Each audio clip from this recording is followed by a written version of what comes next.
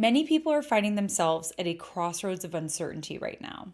We've got a full moon in Taurus, and this full moon in Taurus invites us to find our rock, our place of empowered stillness and peace. Saturn is also stationing on this day, so let's get into this chart.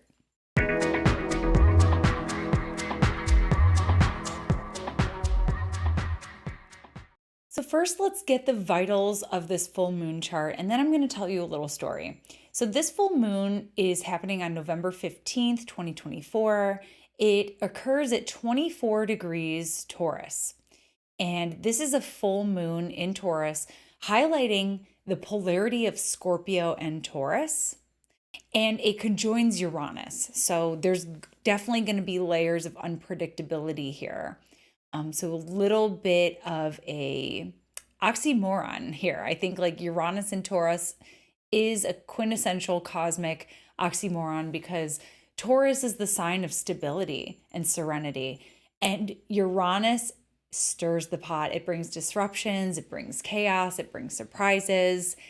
And many people who have planets in Taurus have experienced benefit from Uranus because it's sort of a catalyst that kind of disrupts sameness when sameness is no longer serving us. And I know that might speak to a lot of people right now, people who are upset with the system, people who are upset with the systems in place in the world. And so Uranus is a big disruptor and says, even though this is something we've relied upon and has given us a great deal of stability and endurance over the years, something we can depend upon, sometimes the thing that we know isn't the best thing for us. And so that can be the energy of Uranus here. But as I was staring at this chart, I decided, okay, I'm going to call my grandparents. I need to ask them for some advice because, we've got Saturn stationing on this day and Saturn representing the elders. And so I just thought, I really just need to call them. I'm feeling like I'm really close to losing my faith in humanity, losing my faith in the world, pretty dramatic. And so I call them. I'm like, the elders in my life have to have perspective. And keeping in mind, my grandparents are lifelong liberals. My grandpa is talking to me about Project 2025 and who's behind it. He's 91 years old. He was a teacher. He's precious, and my grandma too, my grandma is my rock. She always gives me advice. And anyway, so I called them and I was like, how do you not lose faith? How do you keep showing up for the things that are important to you and the causes that are important to you? Because they are active. They are active in causes and showing up, participating, donating to things that they care about. And I was like, how do you not get burned out and angry after all this time? And my grandpa just said, this too shall pass. And he said, realize that all the world's problems are not your own. And I just part of me was like, yeah, but grandpa, isn't that spiritual bypassing? But then I was like, let me sit with this. And it's true. We're all having our own human experience. And the Scorpio side of it is saying yeah, but it's all interconnected. And what is happening over there impacts us over here. And that is very true. This is the nature of the opposition, though, is that both sides can be opposite and true at the same time. My grandma said, honey, go read a book. Find something else to focus on. And this is coming from someone who has a lifelong hand in staying aware about what's going on in the world and having opinions that are fully formed and everything like that. And it's I took that as advice to, yeah, sometimes you have to do the things that bring you back to your center. You have to do the things that give you a sense of peace and stability within yourself so that you can be the change. And that's really and I'm really glad that I called them because that's exactly what I needed to hear for this full moon. That is exactly what I needed to hear. you have to, like, I think about this a lot about how you can't draw from an empty well, or to be effective, you can't be exhausted. Or if I want to be an effective and calm and centered parent with my kids, I can't be operating with a hijacked limbic system in fight or flight all the time. I have to set limits with myself with what I'm able to take in information wise. And I think that's true for all of us. No matter how much we thrive in staying aware and staying plugged in, it's like our biology, our nervous systems are not built to take in the constant unloading of information every single day. I heard a statistic recently that the amount of information that we take in a day is equal to like an ancient person's lifetime. So this isn't normal. So the advice that I'm getting from my grandparents, they're of a different generation. They're from a generation that gets their news from the newspaper and from the TV. And when they've had enough, they change the channel and find something else. But you and I, maybe, I don't know, I have people of all different backgrounds tuning into me. I'm so honored. But people of my generation, we've got this thing always attached to us. And this thing is always sending us alerts, telling us what's going on, encouraging us to have a voice, encouraging us to have a platform, a stance. And it's great, but it's also exhausting. So I think this full moon in Taurus is really saying, like, yes, Scorpio, acknowledge the hurt, acknowledge the pain, acknowledge how twisted everything is and how nothing adds up and how there's an underbelly and an insidious side to like every movement. But Taurus says you have to find the joy. You have to find your breath in this moment. You deserve it. You deserve to thrive. You deserve to enjoy your existence. You deserve to find delight in something. You deserve to move as slowly as you desire. Taurus says, slow down, slow down. And we're going to need it because this lunation covers the next 2 weeks and it has this Uranian flavor. So there's going to be disturbing stories. There's going to be shocks. There's going to be things that kind of just flip your lid. There's going to be things that disturb and disgruntle your nervous system. There's going to be surprises. And just when you think you can't take one more surprise, Uranus says, I'm going to disrupt the normal. I'm going to disrupt that. And so I think it's important for all of us because I see people, no matter what side of the political spectrum you're on, I still see rage on both sides, on all sides. And so I think this Taurus full moon is saying, like, for all of us, like, we need to just take a breath right now. We need to just take a breath right now. The world will keep turning, Uranus. There will always be things for us to get involved with and to care about.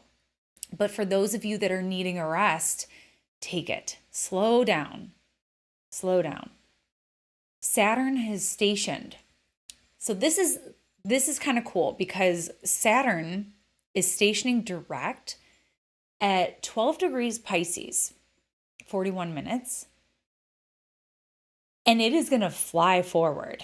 Saturn is going all the way forward to Aries. Saturn is going to reach 1 degree Aries in 56 minutes, mid-July 2025, where it will station retrograde. So this is like full throttle toward a different era of Saturn in Aries. And that's another aspect, Saturn in Aries, where it's kind of like, what happened to the order? What happened to the system that we like all knew the rules and how to do it? Like Saturn in Aries, I think there's going to be challenges to infrastructure. And Aries being like the sign of the rebel and let's wing it, let's try this. it's like there's a lack of certainty in the newness as well. So that's something I think that we can think about as we contemplate this full moon and the lessons of the full moon is like, no matter what is going on, you can always pause and take a breath. No matter what is going on. And I have to tell myself that all the time because I've been meditating for nearly 2 decades now. And when I stay out of it for too long, it's so hard to get back. It's so hard to just sit. But once I sit and breathe for just a couple minutes and I drop in, it's like, gosh, why didn't I do this sooner? You can always take 10 minutes to yourself. And that's something I recommend to everyone is if you haven't taken the time to learn meditation, do it. It's such an awesome self-help tool to have. So Saturn stationing though, what it feels like in the moment is it's like it puts our feet firmly on the ground. So there's a lot of earth going on in this. There's a lot of earthiness here. Saturn stations put our feet firmly on the ground. We're forced to look at things. We're forced to see things for what they are. We're not always going to like what we see, but we need to see it. It's vital that we see it so that we can take our next steps. So I don't want to get too much further into this. What I will say is that this lunation is happening on President-elect Donald Trump's midheaven. And Uranus on his midheaven has done some pretty wild things. He survived assassination attempt, 2 of them. He also was elected president in spite of the odds. You know, he's a convicted felon. He's a sexual offender. Like, he kind of like tanked the economy before. Like, I don't know. I don't want people coming at me, but like our taxes are high. You know, he, against all odds, he became president. So that's pretty Uranian. So there's going to be something highlighted there. He's going to definitely have a hand in this lunation. And that's what astrologers called the last time we saw a lunation involving Uranus so strongly with the one assassination attempt, the first one. So we're seeing kind of a repeat here. He's definitely going to be involved somehow on the world stage. So I don't want to say anything more than that at this time because things are just like so wild right now. And I think we all just need to digest our experience. The last thing I'll add is that this is a lunation ruled by Venus in Capricorn. And I think about the community building aspect of what a lot of people are talking about right now, like world building. And, you know, there's something kind of utilitarian about Venus in Capricorn. So it's like when we talk about building community, it doesn't mean that we're building community with people who are necessarily going to think exactly like we are or agree on every single thing. I think there's a certain level of respect for each other's differences when it comes to Venus and Capricorn. And it's all about like being future oriented, really. Like, okay, we're here, but we want to get to here. And your skill set and your perspective might be a little different than mine, but it's useful together. So I think that the utility of Venus and Capricorn might be useful for us in terms of, you know, who we entrust right now, who we spend our time with, who can hold space for us right now, and how can we hold space for others. Now, the last thing I'm going to say here too is that like this whole Scorpio thing, like my grandma said to me, she's like, you've survived much worse. Feel grateful for where you are right now. And maybe some of you all need to hear that too. Like some of you have been on this planet longer than I have. Some of you have probably seen worse shit than I have. Maybe I've seen worse than some of you. Who knows? But what's important is that in your own protagonist story, you have survived a lot. You've come a long way. And no matter what, we're going to get through this, okay? So for right now, that is your astrology shot of the day. I hope that this full moon in Taurus serves you in all the highest ways. I hope that it brings you and helps you to reconnect with a sense of serenity and peace, even if it's just taking some deep breaths, laying on your back, do some heart openers. I think that that would be so healing, especially with Venus ruling this lunation. Just like open, do what we can. Do what we can to come back into that space, because fear shuts down your heart. Like fear puts you in fight or flight. It makes it difficult to drop into a space of compassion and understanding and empathy. And I think that is one of the most radical things that we can continue to do as human beings, no matter who you are, no matter what your beliefs are, to love one another. That's really the answer. Um, that's really the only way that things are going to get any better at any time. So anyhow, getting off my soapbox. Talk to you next time. Bye. Thanks so much for tuning in with me today. For more astrology in your world, you can connect with me on all platforms at Astro Catherine. You can also head on over to my website, catherineurban.com, where you can book your next astrology reading. We'll go into depth into your natal chart, your progressions, your profections, your solar return, your transits, and beyond. You can also join my mailing list where you can stay up to date with me on new classes as well as article drops. I look forward to connecting with you, and I'll see you next time.